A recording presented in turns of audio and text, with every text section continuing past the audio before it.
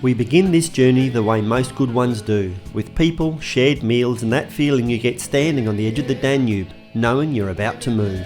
Budapest eases us in at night, the river glowing as the ship waits quietly to depart. From there, the water connects churches and cities, Vienna's elegance, Germany's old towns, places like Nuremberg and Bamberg where history set close to the surface.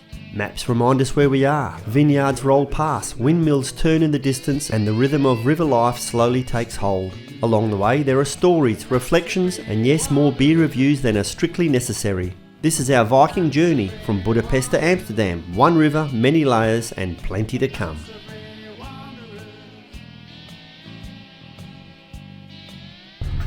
So we've made it on board, try to have, after a big breakfast, might as well have some lunch. Thank you very much. Another water? Yeah, go on then. Any other drinks besides water I can offer you? For your meal, you're included with the house wine. So what do you think, Kim? It's good. I'm not into cruises, but this one I could be. We'll wait and see. So someone didn't have breakfast because they were switched on more than us. Alright, it's Monday the 13th. It's their 40th wedding anniversary. 40 years. Anyway, we're now part of the oldie set. We're going to do a bus tour with this lot. So, 40 years they've been putting up with each other. We're only 38. Years to go. Side of Budapest, because Budapest is made up of two sides. Buda on the right hand side, the hilly side, and now we are on the flat Pest side. So Lottie is going to take us around the most iconic landmarks of Budapest, and then we will be crossing a pretty bridge towards Buda, where we're going to visit the castle district, which is just opposite your ship on the right hand side. Uzbeks, we were herding nomadic pagan tribes. An alliance of 7 tribes conquered the land from other tribes in 896. And I promise I will not fill your head with dates and names because it's going to be too much in the coming week. But just the most important I will mention. 896 is very important for us and it will come back from time to time. To switch back and forth, so please be alert. Now we are on a square named after a noble family searching square by the big motor coach because all the other streets are either very narrow or pedestrian streets. But we will take a glimpse from the backside and from the castle district we will see it from the far as well. Because it was his idea to connect Buda and Pest with the first permanent bridge that was built 170 years ago. The palace with the green roof, the 2 white buildings in the middle, the presidential palace and the prime minister's office, and in the back side the Matthias church that we're going to visit on our guided walk is the most stunning church of Hungary. Viking's Budapest tour joins the dots, Parliament, the Basilica, the bridges, places we've already explored, but now with context, stories and someone else navigating the traffic.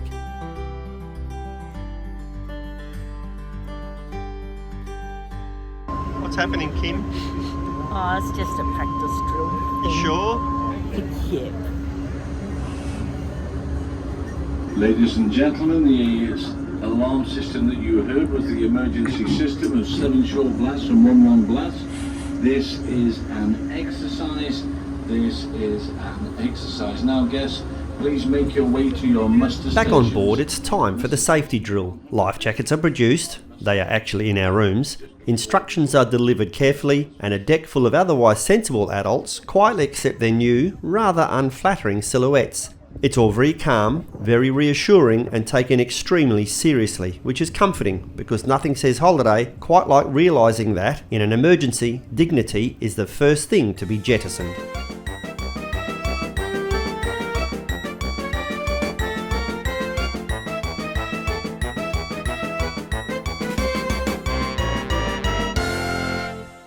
Go. We've now joined the cruise, so we're with Viking Cruise Lines, and we're just waiting for everyone to get on board. It's our first beer. It's a Bitburger. Apparently it's a Pilsner. I'll tell you, it looks like a Pilsner by the colour.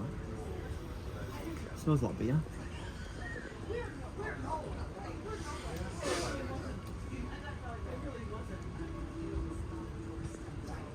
Yeah.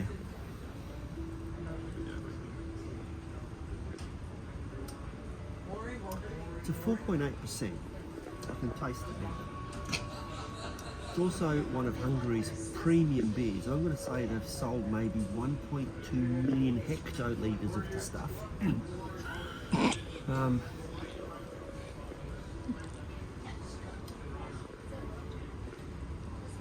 You know, when you're doing something new and you're finally getting like this, getting on board a boat, you know, 2 exciting weeks, you're really looking forward to that first beer and you're thinking this is going to be a ripper. This isn't it. I'm a bit disappointed with that. I'm going to give this, I feel like being a bit generous, 2.5 out of 5. Cheers. Well, sometimes when you've got to do your washing, you've got to do your washing, but in the meantime, we're entering a lock. I don't know where we are. Austria. Yeah, Austria. Yeah, there you go. Don't drop the camera, that's all I can say.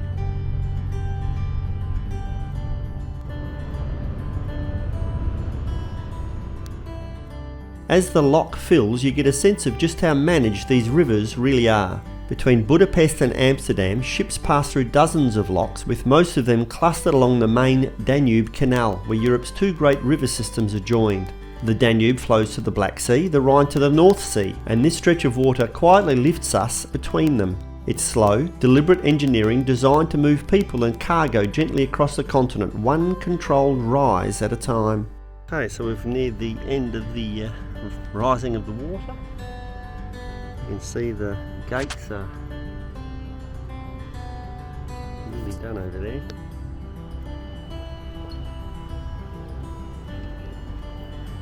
For 4 days in Vienna, you can watch every evening another opera or ballet production, and just on the 5th day we repeat the previous one.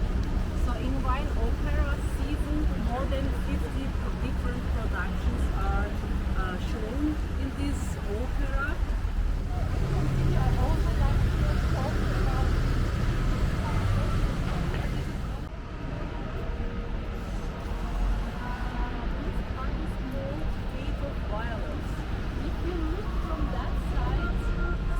We pause here at Vienna's Memorial Against War and Fascism, a place that refuses to let history be comfortable. At ground level sits a raw stone wrapped in barbed wire, symbolising imprisonment, persecution and lives intentionally constrained. This memorial speaks to those targeted by the Nazi regime: Jews, people with disabilities, political opponents and those persecuted for their sexuality. Many deported to camps like Mauthausen, where forced labour, medical experiments and systematic brutality were routine. Nearby, the kneeling figure scrubbing the streets represents humiliation and survival, while another sculpture speaks of rebirth. Austria rebuilding itself from moral and physical ruin after the war. It isn't heroic or elevated, it's heavy, confronting, and placed right in everyday life, insisting that remembrance is unavoidable and responsibility doesn't fade.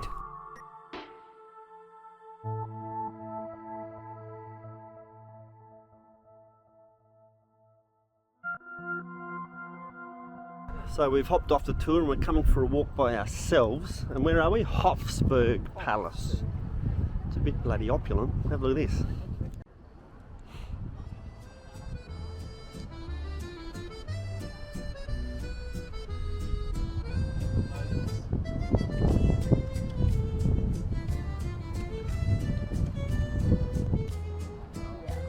The statue of Franz Joseph reflects a reign that lasted nearly 70 years, shaping Vienna through empire, reform and upheaval, a single figure tied to both the city's grandeur and the tensions that followed. So this is Franz Joseph's statue, riding a horse.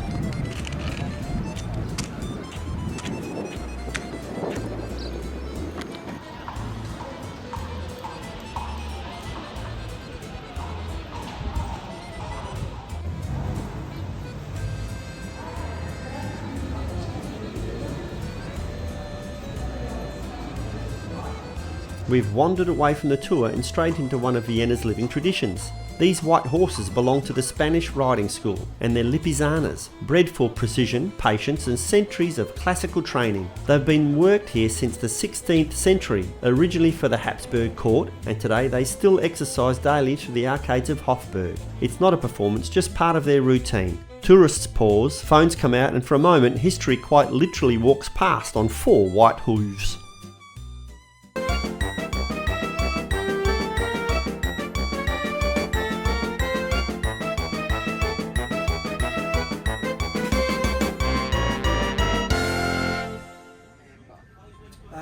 We're in Vienna. We've had a bit of a tour today.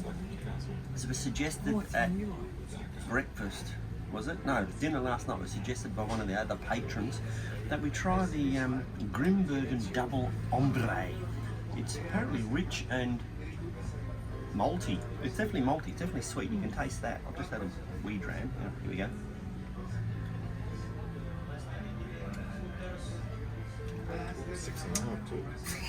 So we're in Vienna, and you remember that band called Ultravox? They had a hit called Vienna. They actually had 7 top albums back in the day, 1979 to 1984, something like that. Vienna was 1981, just in case you need to remember. Well, there's not much head and there's not much retention on the side of the glass. That could be because the glass is washed off. But this is quite pleasant, like Vienna by Ultravox in 1981. I'm going to give this, it's pretty good enough. I'm going to give it a 4 out of 5. Cheers. Cheers. That's a pretty low bridge. It gets a bit close, doesn't it?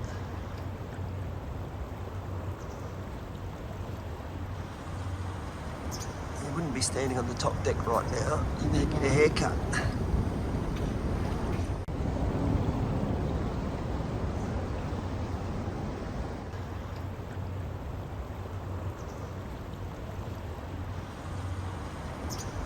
We've arrived in Melk in Austria.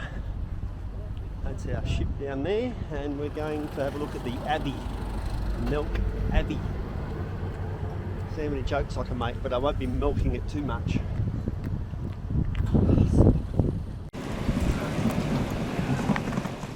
We arrive at Melk Abbey through the gardens high above the Danube. Musicians pass us quietly, instruments in hand, heading somewhere unseen. It's calm, ordered, almost ceremonial. A gentle reminder that this place has always been as much about music and learning as it is about stone and scale.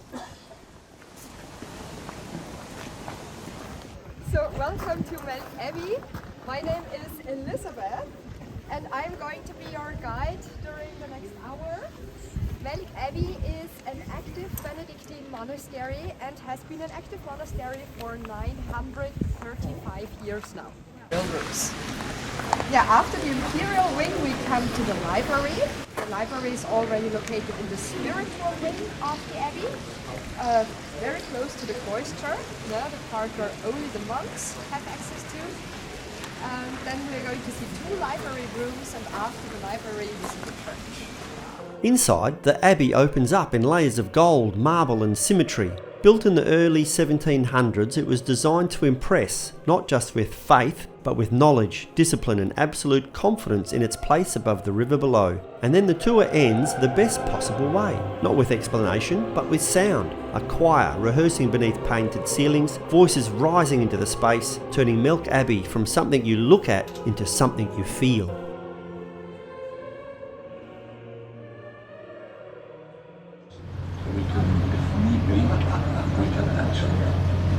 Pedal to the metal if needed. This was a major port here, or major was going out on one of his crusades to the Holy Land. As he was coming back, and his ship was wrecked. He brought up Italy, came through, and then walked from Italy all the way. Shouted from the rooftops saying that they had got the king because they wanted a ransom, a demand to get their king back. The Mainz River and on the Rhine-Danube Canal. We turn on the Rhine-Danube Canal after Babelsberg. It is good to on the Rhine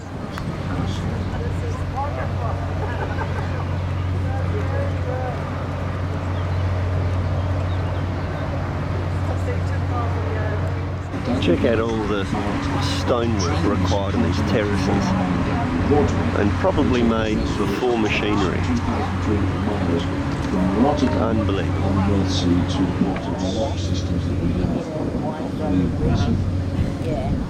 this is not all that unique. Well, it is because they're not going to put you where we are. Across the river at all, you'll see a cable. As we glide through the Wachau Valley, the hills close in and the river slows. Vineyards are clinging to steep slopes, medieval villages drift past, and then there's that sculpture, a giant stone nose on the riverbank. It's modern art by Austrian artist Erwin Wurm, a playful reminder that even in a landscape shaped by centuries, there's still room to stop, look and smile. Wurm's work often turns everyday body parts into oversized sculptures. This one invites curiosity, literally encouraging passers-by to nose around the Wachau and see the landscape with fresh eyes rather than rushing through it. We are nearing Passau, and right on the river's edge is that round white tower. That's the Schablingstram, once part of Passau's medieval defences. It later doubled as a toll tower and even a prison, keeping an eye on who and what came up the Danube. So we've joined a Passau walking tour. It's a bit drizzly.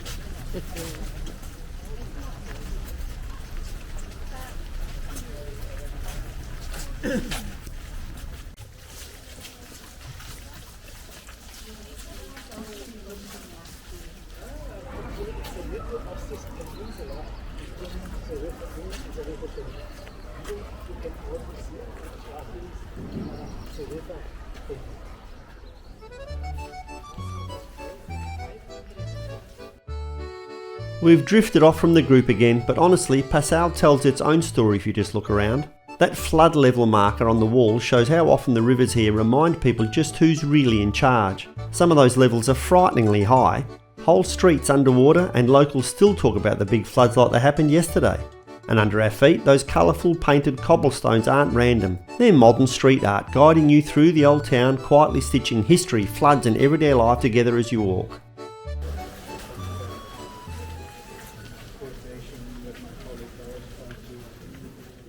So we've made it to Nuremberg, or she says Nuremberg. We're in the city centre. We've hopped on the bus and we've got some free time before we do a tour this afternoon. So that away is the church and the markets, and over that away is some more markets. So but we have an objective. We've got to find a book for Milenko.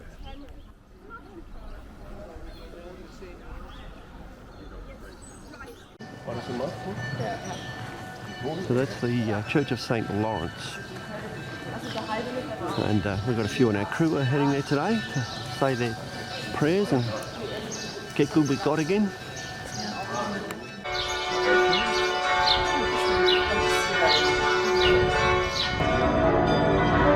It's getting closer to 10 o'clock and the bells are getting louder. God rocks up at 10.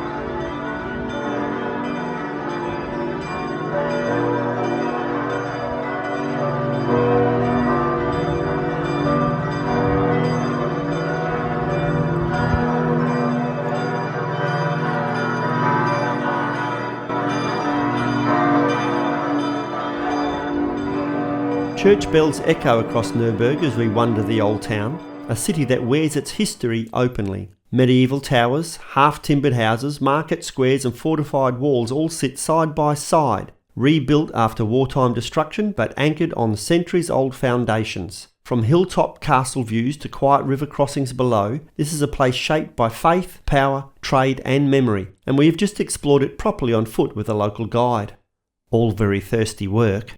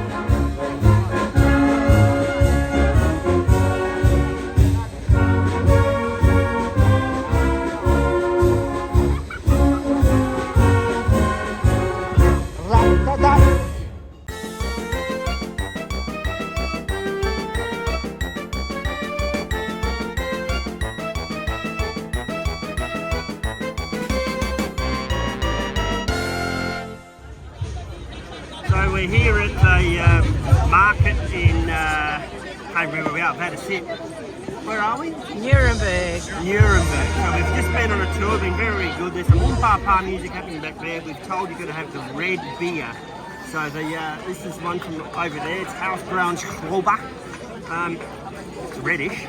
Let's have a crack.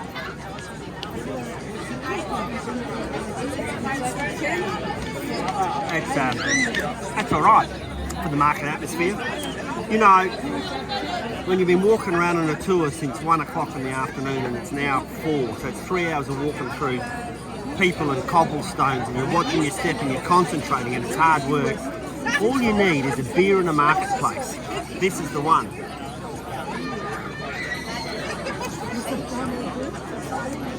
Probably because I'm thirsty, I'm going to give it a 4.5 out of 5. If I wasn't thirsty, it might only be a 4, but cheers. So it's Bamberg city tour, and apparently there's a few hills.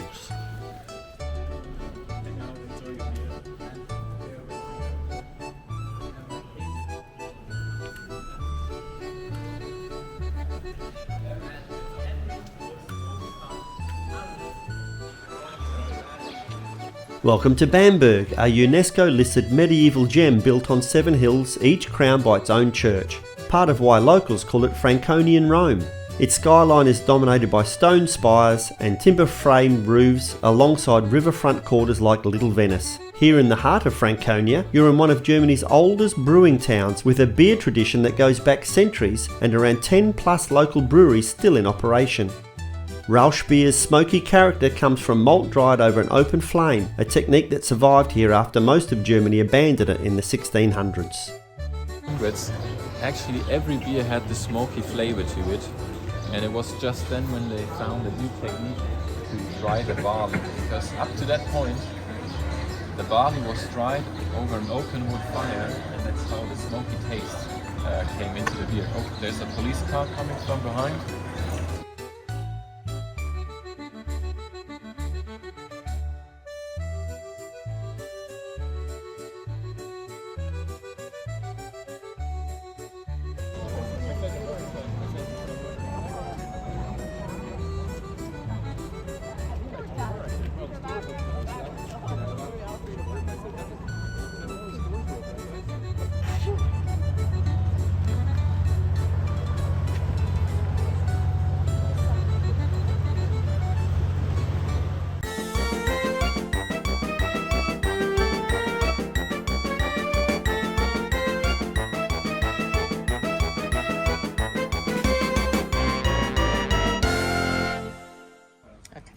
So yesterday we went to Bamberg, but we already had other beers in the fridge. So today I'm trying the black beer.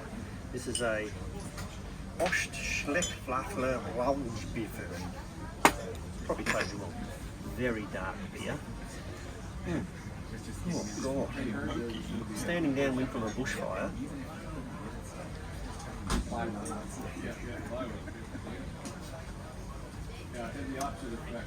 You know, when you're a kid and you have European parents, Dad's decided to cook pan ham soup, and it was never very good. This is for you, Dad. Pan ham soup beer.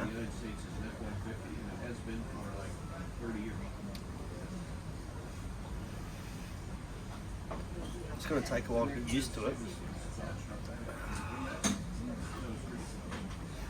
2.5 out of 5. Cheers.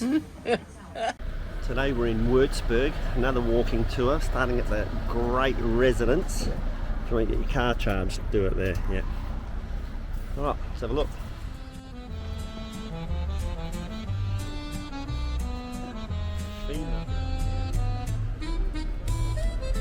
Today's wander takes us to Würzburg's Bishop's Residence. Basically a reminder that bishops once lived better than most rock stars. Built in the 1700s, this place is all frescoed ceilings, endless rooms and gardens trimmed with military precision. Inside, the ceilings are covered by the world's largest fresco by Tiepolo, because apparently subtlety wasn't a thing. Bombed heavily in the war, it was painstakingly rebuilt, proving that even over-the-top palaces deserve a second chance.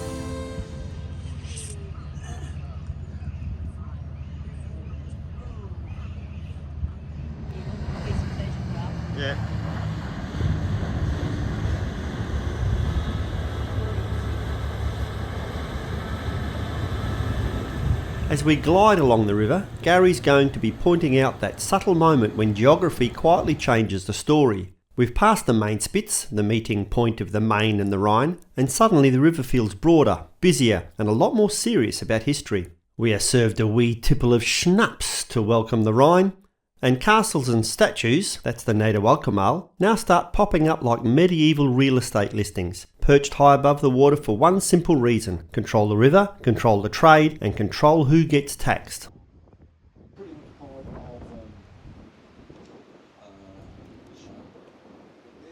That castle in the middle of the Rhine is Pfalzgrafenstein, basically a medieval toll booth. Pay up, sail on, don't pale, and things get very awkward very quickly. Gary's commentary is bringing things to life. Toll castles, lookout towers and fortresses built to intimidate anybody floating past with a bit too much confidence. And it all builds towards a Marksburg Castle, one of the few Rhine castles never destroyed. Inside, it's less fairy tale, more functional survival. Crossbows, early firearms and fearsome armour line the rooms, alongside religious art and carved figures dressed for battle.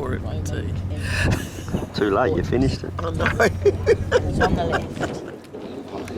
In 1883. It's a lady. The lady represents Germany. She measures something like about 11 metres. Remains of a bridge. You see the pillars, a couple of pillars. Back in the Roman times they had a bridge going across here. So this is a Rudersign as the sides are getting narrower and narrower, then you'll see it'll come forward, you'll see a tiny little tower dead ahead of us, but we'll pass that and come up on our left hand side.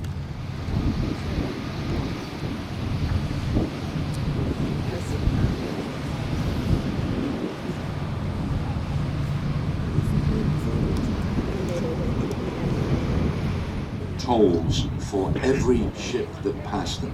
Every ship that went past would have to pay a toll. And there were many toll stations. Many centuries ago, they had to pay a toll to a person called Hater on this one at the Mouse Tower. A heartless and cruel man, in spite of the fact that he was an archbishop. In those days, there were a severe famine. This is used at the castle, which is coming up on the right-hand side. There was a severe famine, and many of the people, the surrounding villagers, were starving. They begged.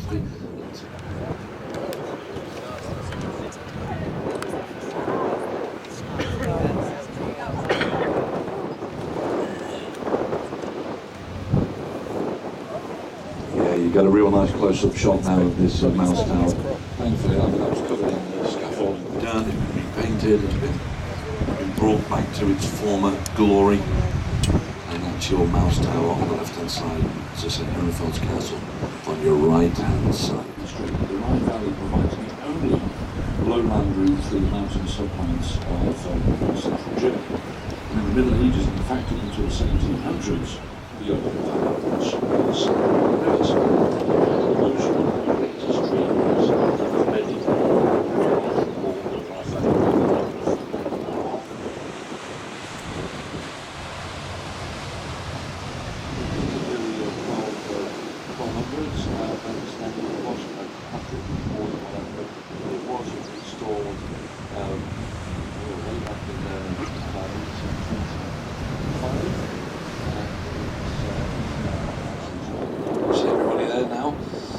That's on their vacation with their little caravans and tents and loving the river. It's very popular to come along here, to park up and feel there. There'll be a restaurant, bars, there'll be areas to hook up water and electricity and stuff like this. And that's actually quite an expensive way to travel now.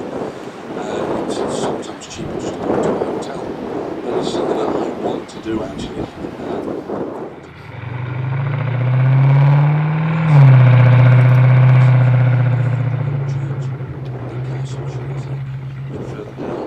And on the right hand side you'll see a statue. There's always someone wants to get in front of the bloody camera. Statue, and that is the statue of the Lorelei, and that's on the right hand side. And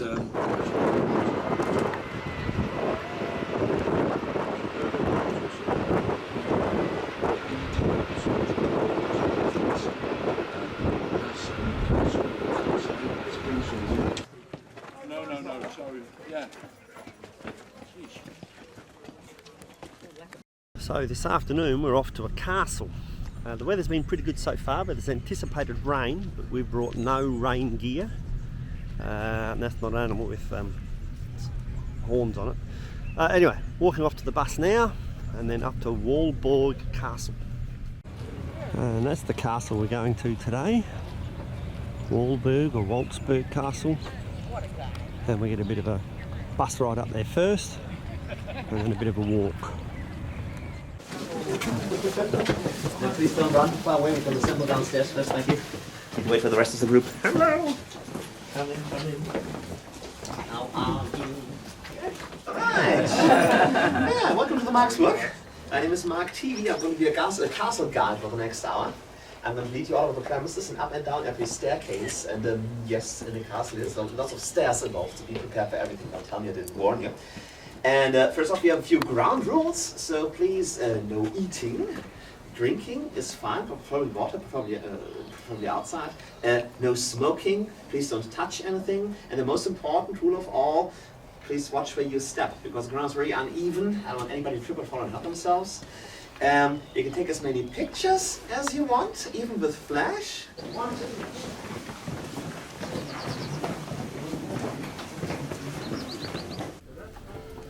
We're on a hill in Marksburg Castle, and unlike most Rhine castles, this one was never destroyed. It was built to be pretty. It was built to work. Inside you see exactly how medieval life functioned in a siege. Early firearms, crossbows, heavy armour, and soldiers dressed for battle rather than ceremony. There's religious art alongside brutal weaponry, reminding you that faith, fear and firepower all lived side by side. Marksburg isn't a fairy tale castle, it's a practical survival manual in stone. Behind these cannons and actually in front of them, because if you didn't lock this correctly, it could backfire and shoot into the other direction. Not very healthy.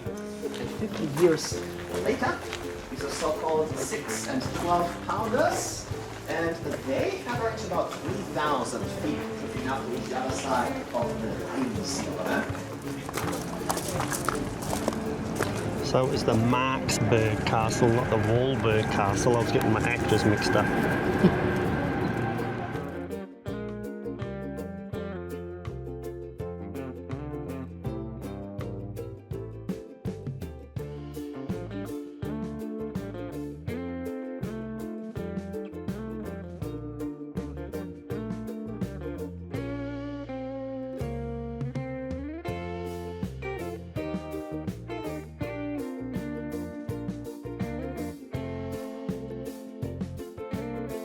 The wine cellar, they use the bellows to move the wine between barrels so they get empty and clean the other ones.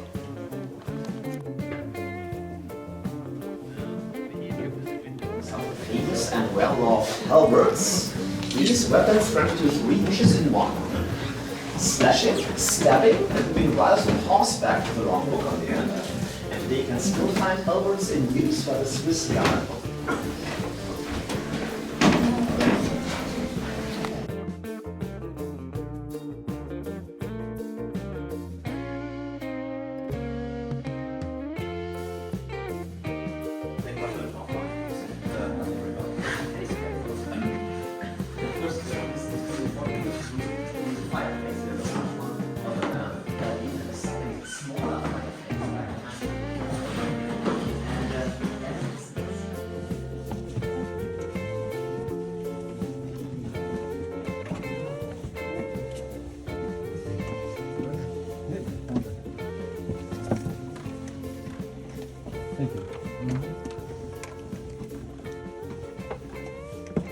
Hey, what are you doing? I'm just holding the door open. Oh, okay, cheers, thank you.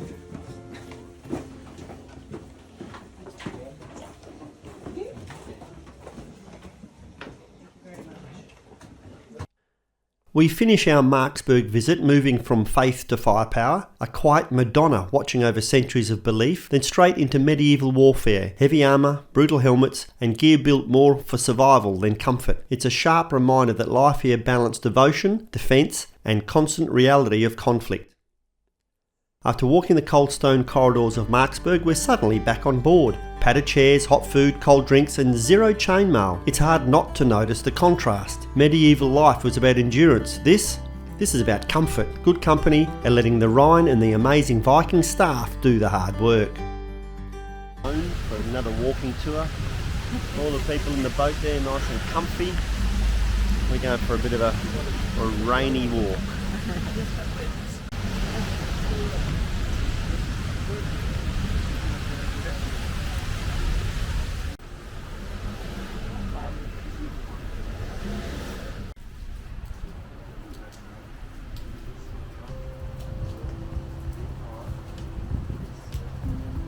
Today in Cologne, our walking tour keeps pulling us back to one place, Cologne Cathedral. You see it from almost everywhere, its twin spires towering over the city like a compass point. Construction began in the 1200s and incredibly, work took more than 600 years to finish. During World War II, Cologne was heavily bombed, yet the cathedral survived, scarred but standing. Allied pilots used it as a landmark and locals famously removed and hid the stained glass windows to protect them. Inside, it's vast, dark and humbling, holding the shrine of the three kings and centuries of faith, craftsmanship and survival. Whether you're here for history, architecture or just to look up in awe, this building defines Cologne.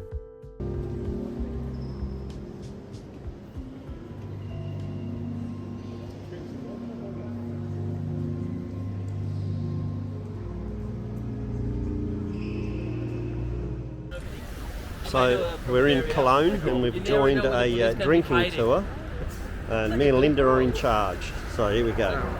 Where are we? What are we doing? We're heading now to the Windmill Brewery and we are in the Haymarket in Cologne. And don't say what, it's also very important.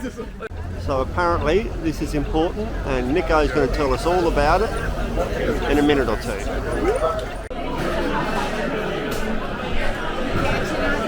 So we've made it inside, bloody busy place. Let's see what happens here.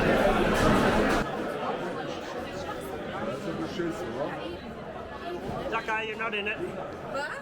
So we're at establishment number 2. They've sent us down to the caverns, so we'll see what beer arrives this time. Oh, and you've got to have a coaster apparently. There's no chair for Nico. What are we going to do about that? He'll work it out. So it's time for a tour of the cellar. So we're downstairs. This place was excavated. It used to be Roman times. Apparently it's parts of it 2,000 years old. It's coming here. It's going to do something about these three guys. Basically, they're very important here. They are the rulers of the foolish people of Cologne. During Carnival, you're supposed to act like a fool, as I mentioned before. And these guys are the rulers, basically. These guys, you get elected to become one of them. It's a very big sign of status in Cologne, become one of the three guys. He has a very flamboyant costume. It's kind of a mix between a ruler and a clown. Because he has a beautiful hat with a peacock tail on the back.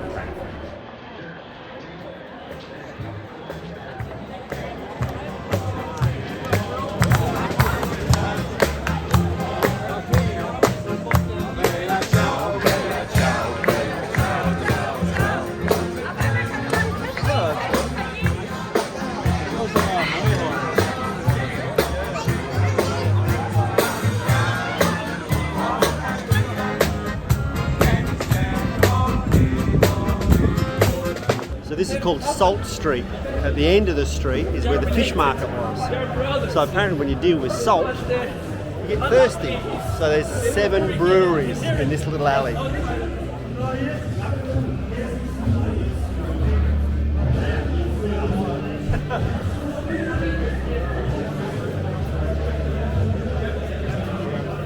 So it's time for some food, and we've chosen some shop on the way.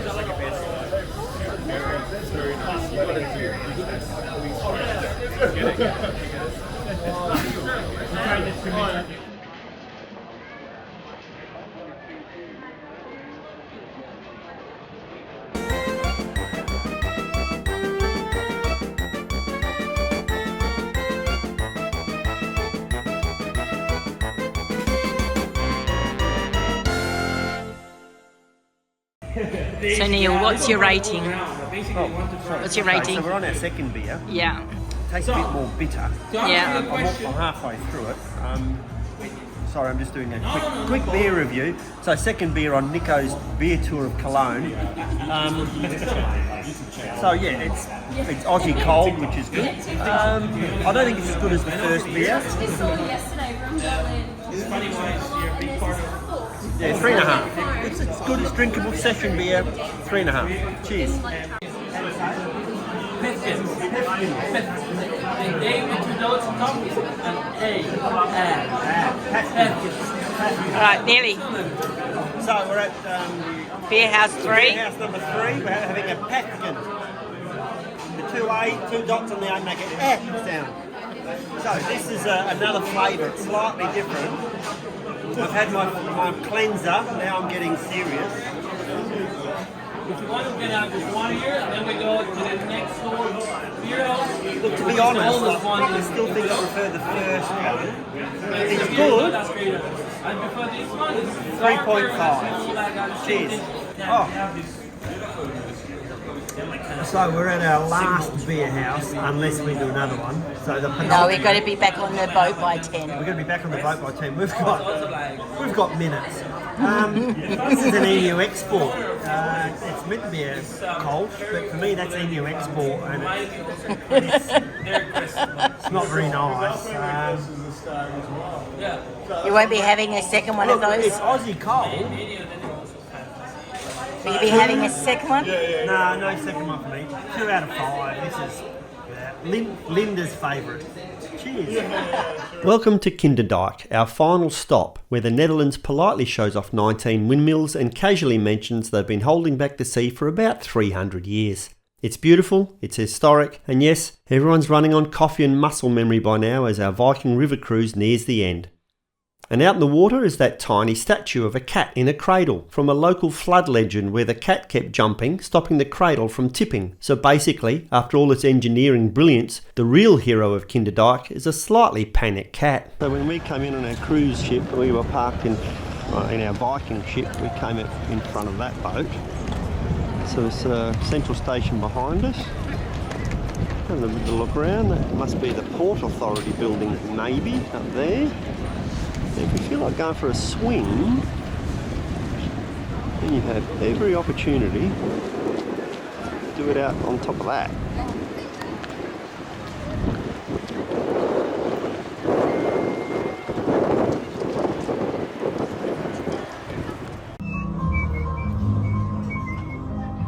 The lady in blue. Who is steering? The lady in blue at the back. She's got the tiller.